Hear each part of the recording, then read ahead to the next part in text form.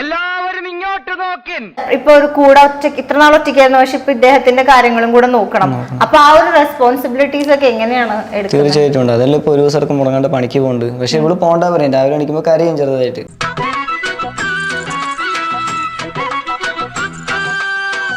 ഒന്ന് പോണ്ട നാളെ പോവാ, പക്ഷെ നാളെ വെച്ചാലും ഇത് തന്നെ, ഒന്ന് പോണ്ട നാളെ പോവാ പറയും. ഒരു പ്രത്യേക ജീവിതല്ലേ ഈ നാളെ പറഞ്ഞു കഴിഞ്ഞാൽ ഇരിക്കലേ ഉണ്ടാവുള്ളൂ.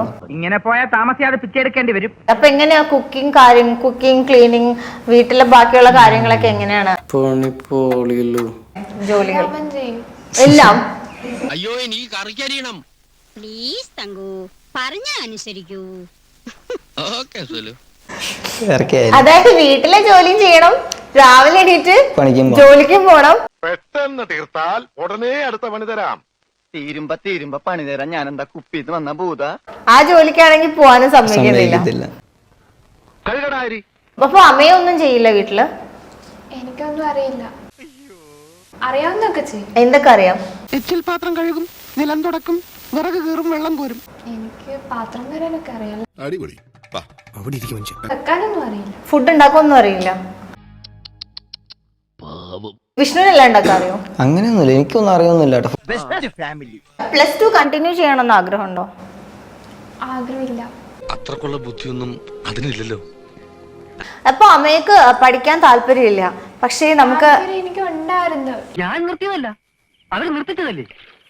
പഠിത്തം അവസാനിപ്പിക്കുമ്പോൾ എന്റെ സംശയം മുഴുവൻ തീർന്നിട്ടില്ലായിരുന്നു. ഒരു ക്ലാസ്സിൽ 4 കൊല്ലത്തിൽ കൂടുതൽ പഠിക്കാൻ ഒക്കത്തില്ല എന്ന് നിർബന്ധം പിടിച്ചവന് ഞാൻ എന്തോ ചെയ്യും? ഇവൻ വന്നതിന് ശേഷം പിന്നെ എനിക്ക് ഇവനാണപ്പോ അതിന് കാരണല്ലേ? കല്യാണം കഴിഞ്ഞൊന്നും പഠിപ്പ് നടക്കില്ല, ഫുൾ ടൈം ഹോംവർക്കും പ്രാക്ടിക്കലും ആയിരിക്കും.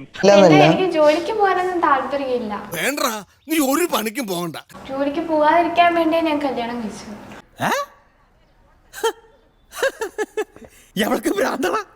സീരിയസ്ലി? ആഗ്രഹം ഇല്ലാണ്ടല്ല സുഖേട്ടാ, എനിക്ക് വേർപ്പിന്റെ അസുഖമുണ്ട്. എന്തെങ്കിലും ഒരു പണിയെടുത്ത അപ്പ വേർക്കും. അപ്പൊ എങ്ങനെയാ ജീവിക്കാൻ ഉദ്ദേശിക്കുന്നത്? അതെ, വായും വെള്ളമൊക്കെ ഫ്രീ ആയിട്ട് ഇട്ടോണ്ട് പിന്നെ ജീവിക്കാലോ. അതും ഇവന്റെ വീട്ടുകാരൊക്കെ നോക്കും. ഓ, എന്നാ പിന്നെ പേടിക്കണ്ട. എന്റെ അച്ഛനൊക്കെ നോക്കും. എടാ ശീമപ്പന്നി പോലെ വളർന്ന് ഇണക്ക് പണിക്ക് വയ്ക്കൂടെ? അച്ഛൻ വയസ്സാവല്ലേ?